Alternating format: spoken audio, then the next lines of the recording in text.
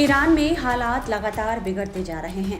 बीते 13 दिनों से देश के बड़े शहरों में खामेनेई शासन के खिलाफ जनता सड़कों पर है।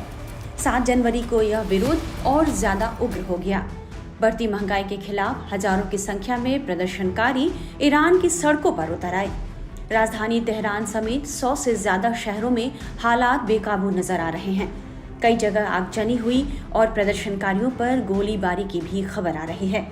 अमेरिकी ह्यूमन राइट एजेंसी के मुताबिक प्रदर्शनों के दौरान हुई हिंसा में अब तक 45 लोग मारे जा चुके हैं, जिनमें 8 बच्चे भी शामिल हैं।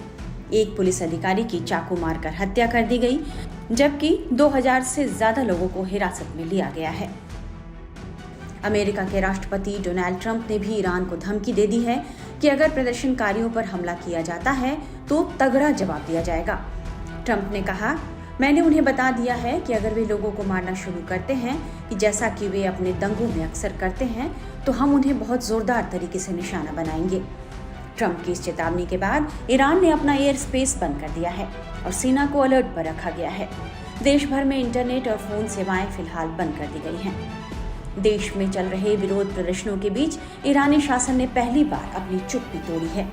ईरान की सरकारी टीवी ने लंबे समय तक हालात पर पर्दा रखने के बाद एक कार्यक्रम में यह माना है कि प्रदर्शनों के दौरान हिंसा हुई और लोगों के हताहत होने की घटनाएं भी बढ़ी हैं।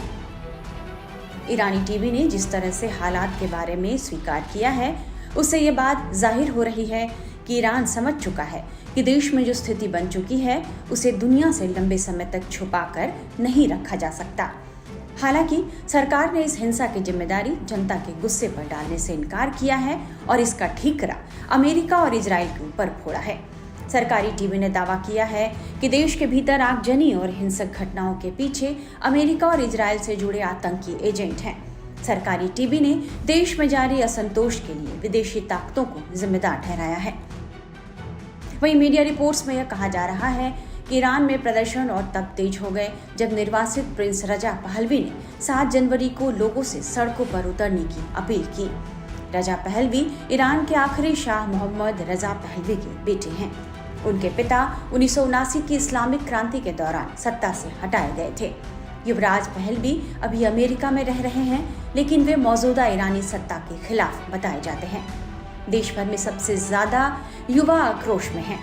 इसका कारण ईरान की आर्थिक बदहाली को माना जा रहा है।